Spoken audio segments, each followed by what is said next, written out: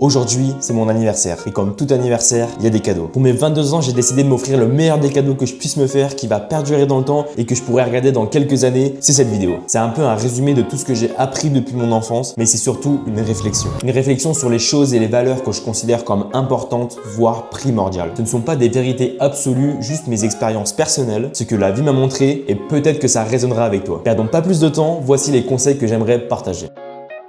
Le premier conseil, c'est de prendre soin de son corps et de sa santé. Heureusement, j'ai pas eu encore de gros problèmes de santé, mais je sais une chose, faut pas attendre d'en avoir pour commencer à se bouger, car à ce moment-là, il sera déjà trop tard. On n'a qu'un seul corps et qu'on le veuille ou non, il nous suivra jusqu'à la fin de notre vie. Alors autant l'avoir de notre côté. On dit toujours de prendre soin de sa santé et c'est pas pour rien, c'est ce qui dirige littéralement notre vie.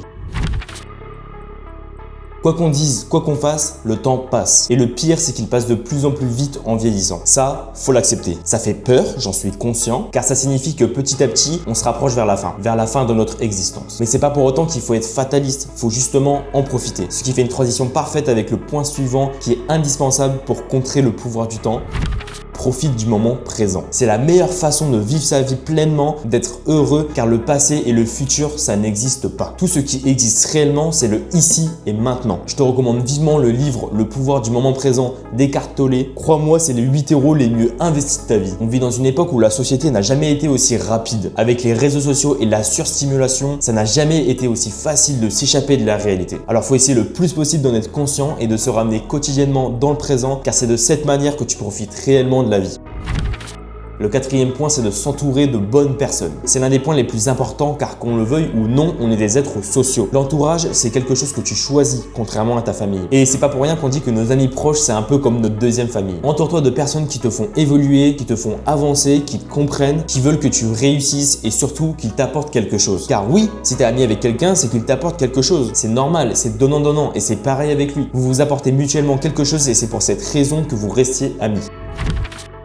Se fixer des objectifs sert à avancer, à aller de l'avant. Ça permet une visualisation concrète de ce que tu fais dans un temps donné. Ça te force à évoluer, à ne pas faire du surplace car c'est la pire chose que tu puisses faire. En tant qu'humain, on évolue tout au long de notre vie. C'est comme ça, que ce soit physiquement ou mentalement. Alors se fixer des objectifs est comme ta façon à toi de te créer ton propre chemin d'évolution.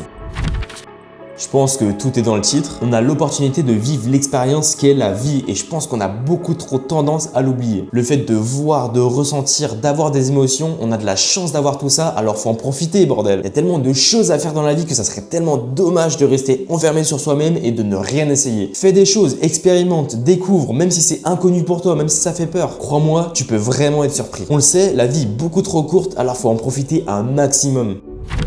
Alors ça, c'est un point qui me tient particulièrement à cœur. Franchement, parler avec des gens sans aucune intelligence émotionnelle, c'est horrible. C'est horrible car pour moi, en fait, c'est un principe fondamental que tout le monde devrait avoir, au moins un minimum. Et évidemment, on t'apprend pas ça à l'école. Pour celles et ceux qui ne savent pas ce que c'est tout simplement d'être émotionnellement intelligent. C'est-à-dire de savoir comprendre et de gérer ses propres émotions, mais aussi celles des autres. Ça te permet de mieux vivre avec toi-même et les autres, d'avoir des relations beaucoup plus saines et d'éviter plein de conflits. Alors franchement, s'il vous plaît, travaillez car il y a encore beaucoup trop de personnes qui sont dans leur monde, ils font même pas attention à eux et encore moins aux autres et je pense que le monde se porterait bien mieux si chacun donnait un peu du sien. Écoute les gens quand ils parlent, bordel. Ça fait référence au point précédent, écoute les gens quand ils parlent. Déjà, c'est la moindre des choses, juste par respect. Mais aussi, on va pas se mentir, il n'y a rien de mieux que quand une personne te parle, qu'elle t'écoute vraiment, quoi. Car en général, il faut savoir que les gens n'écoutent pas vraiment. Ils attendent surtout leur tour pour parler. Donc évite de parler que de toi, car on connaît tous quelqu'un qui arrête pas de dire moi je. On s'en fout. S'il n'y a pas un échange, une discussion ou quelque chose d'intéressant, les gens n'y verront aucun intérêt à te parler. S'intéresser vraiment à la personne que tu as devant toi en posant des questions, ça c'est vraiment une relation de qualité. Savoir écouter les autres, c'est un vrai art. Comme aussi le fait de ne rien dire. Ça aurait pu être un des points d'ailleurs. Savoir quand est-ce qu'il faut parler et savoir quand est-ce qu'il faut se taire et écouter, c'est une compétence tellement incroyable mais tellement sous-cotée aussi. La motivation, c'est des conneries. Si t'attends d'avoir la motivation pour commencer à faire des choses, tu feras rien. Ou en tout cas, tu feras rien sur le moyen ou long terme. Car faut savoir que la discipline, c'est comme une émotion. Ça part, ça vient, ça fluctue, c'est instable. Si tu veux vraiment garder quelque chose sur le long terme, ça revient à se fixer des objectifs. Il faut que tu comptes sur la discipline. La motivation, c'est une émotion. La discipline, c'est un système. Tout le monde s'en fout de comment tu te sens à l'instant T. Ce qui compte vraiment, c'est ce que tu fais. Alors oui, la motivation, des fois, c'est bien, mais faut pas compter que là-dessus. Il faut que ça reste un bonus.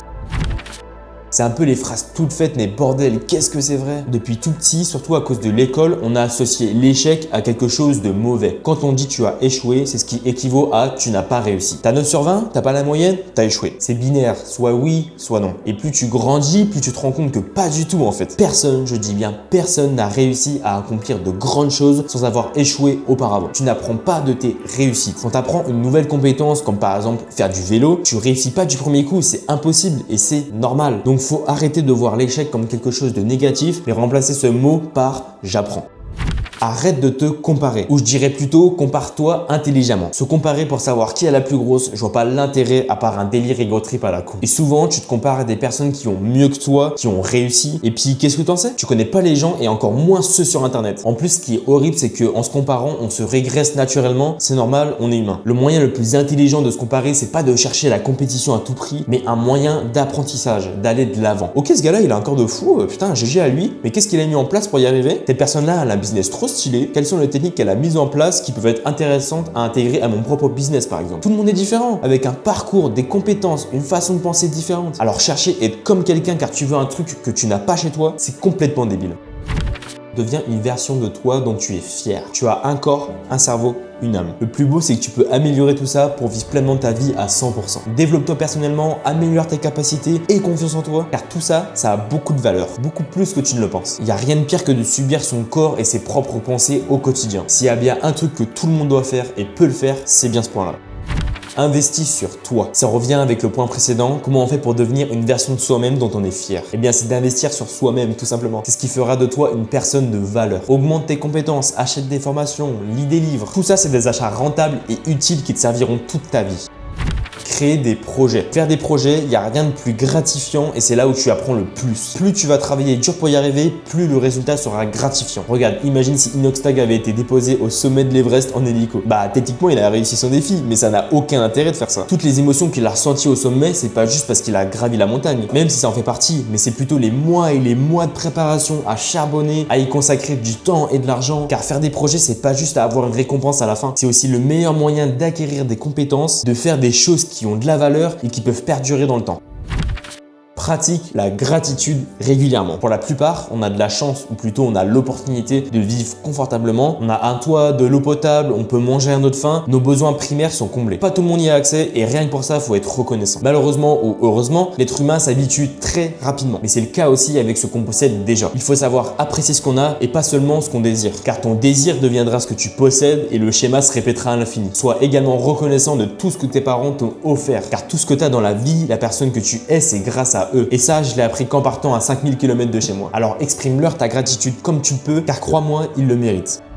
L'argent ne vaut rien. C'est seulement un outil inventé par nous-mêmes, nous les humains, pour acquérir ce dont on a besoin. L'argent est donc devenu indispensable pour vivre normalement. Faut en avoir, on n'a pas le choix, je dis pas le contraire. Par contre, en accumuler seulement pour en avoir de plus en plus, il n'y a aucun intérêt. Faut savoir dans quoi le dépenser car c'est seulement un moyen d'acquérir ce dont on a besoin. Et ça, faut bien le comprendre. Et évidemment, c'est pas ça qui te rendra fondamentalement heureux. La subjectivité, c'est de la merde. J'abuse peut-être un peu, mais il faut bien comprendre que notre avis, tout le monde s'en tape. L'objectivité est primordiale dans n'importe quel sujet, surtout avec les conversations que tu as avec les gens. Faut pas oublier la fameuse citation de Socrate, tout ce que je sais, c'est que je ne sais rien. Il faut accepter l'incertitude. Il se passera toujours des choses que tu n'auras pas prévues. Ça revient à adopter la philosophie de vie, le stoïcisme. C'est-à-dire en apprenant à accepter ce qui ne dépend pas de nous et agir avec sagesse ce qui dépend de nous. Par exemple, il pleut aujourd'hui et ça t'énerve. Est-ce que tu peux y faire quelque chose? Bah bien sûr que non. Mais tu peux contrôler la manière dont tu vas réagir à cette situation. Ça revient aussi avec le fait de profiter du moment présent. Il faut accepter la réalité sans se plaindre et crois-moi, ta vie sera beaucoup plus paisible. Ton identité est définie par tes actions. Ce que tu penses, encore une fois, on s'en fout. Personne n'est là-dedans, personne ne peut savoir. Par contre, ce qu'on sait, c'est ce qu'on voit et en conséquence, ce que tu fais. T'as beau te penser comme quelqu'un qui sait contrôler ses émotions, mais si à la moindre situation délicate, tu te braques ou tu t'énerves, et bah là, ça marche pas. Et crois-moi, j'en connais des gens comme ça. Et je suis sûr que toi aussi, t'en connais beaucoup. Il y a une grande différence entre le savoir et la pratique. Je pense qu'on se rend pas bien compte à quel point la sédentarité, elle est dévastatrice. Elle est responsable de millions de morts évitables chaque année selon l'OMS. Elle augmente le risque de maladies cardiovasculaires de 147%, du diabète de 112% et du cancer de côlon d'environ 90%. Rien que ça. Rester assis plus de 8 heures par jour sans faire d'activité physique augmente de 60% le risque de mortalité prématurée. Alors bouge-toi le fion et fais du sport, bordel. J'ai pas peur de dire que l'ennui dans notre société est la pire des menaces. On fait littéralement tout pour l'éviter. Quand on mange, on est obligé de regarder quelque chose pour nous stimuler par peur d'être confronté à la dure réalité de nos pensées. Et pourtant, c'est dans l'ennui que notre cerveau communique le plus clairement avec toi. Alors mange, marche, ennuie-toi, fais une activité simple, sans aucune stimulation et tu verras que tu te sentiras beaucoup mieux. Même si je te l'accorde, ça va être pas facile au début. C'est comme une sorte de méditation active. Et encore une fois, si tu as bien suivi, ça revient au fait de profiter du moment présent. C'est grâce à ce genre de moment que tu te reconnais vraiment avec toi-même. Écouter des podcasts revient à des points que j'ai déjà cités auparavant. Investir sur soi-même et devenir quelqu'un dont tu es fier. Ça revient aussi d'acquérir des connaissances sur plein de sujets différents, d'élargir ses horizons et c'est l'un des meilleurs moyens pour y arriver car t'as rien à faire. T'as juste à écouter activement et tu peux même faire une activité connexe comme courir par exemple. Ça permet également de stimuler ton cerveau dans le bon sens du terme et de travailler ta réflexion, surtout quand tu écoutes des points de vue différents. Et surtout, ça te permet de passer à l'action et à t'identifier à ceux qui ont déjà réussi. Notre mode de vie actuel dans notre société repose sur l'argent. Il est donc primordial de savoir comment bien l'utiliser. Et l'un des meilleurs moyens d'utiliser notre argent qui dort sur notre compte en banque, c'est de l'investir en bourse. Mais attention, intelligemment. Renseigne-toi bien avant, mais je t'assure que c'est pas du loto si tu fais les choses bien. D'ailleurs, l'un des moyens les plus sûrs, c'est d'investir dans les ETF. Je te laisse te renseigner là-dessus, mais en tout cas, apprends bien à utiliser l'argent que tu gagnes car c'est ultra important. Il faut savoir utiliser le temps en notre avantage. Fais ce que tu as envie de faire, bordel, car en réalité, tout le monde s'en fout de toi. Que tu réussisses ou non, il n'y a personne qui sera là pour faire ce que tu dois faire à ta place. Et je te garantis que si tu fais quelque chose qui te passionne et que tu apportes de la valeur, que tu travailles dur pour ça, etc., personne de sensé se moquera de toi. Et puis même dans le pire des cas, si ça arrive, bah et alors? C'est pas parce que Dimitri, 12 ans, a écrit un commentaire négatif qu'il faut tout arrêter. C'est toi qui vis ta vie, pas les autres. Alors au bout d'un moment, faut arrêter de vivre pour les autres, mais plutôt pour soi. La vulnérabilité rapproche beaucoup plus que la perfection. Être vrai touche beaucoup plus les autres que faire semblant d'être fort tout le temps. Ça revient aussi à apprendre à demander de l'aide. Ça montre tout simplement que tu es humain. Regarde, je tourne cette vidéo avec plein de boutons, mais on s'en fout en fait. On est tous vulnérables, certains plus que d'autres. Alors à quoi ça sert d'essayer de le cacher? Être vulnérable, c'est oser se montrer tel qu'on est, sans masque ni façade. Ce qui demande le plus de force et de courage, c'est oser de dire là, je vais pas bien. Faut arrêter de faire semblant de dire que tout va bien alors que non. Voilà ce que j'ai appris en 22 ans d'existence. Peut-être que dans 10 ans, je verrai les choses complètement autrement, mais en tout cas, aujourd'hui, c'est ça qui compte pour moi et que je considère comme vraiment important. Et toi, dis-moi en commentaire quelle est la chose ou le conseil que tu as appris durant toute ta vie. Ça m'intéresse de ouf. Merci d'avoir regardé la vidéo jusqu'au bout et de m'avoir accordé ton temps, ça fait super plaisir. N'hésite pas à t'abonner et à liker la vidéo si elle t'a plu. Moi, je te dis à la prochaine. C'était Thibaut. Ciao. Bon allez, on mange le gâteau.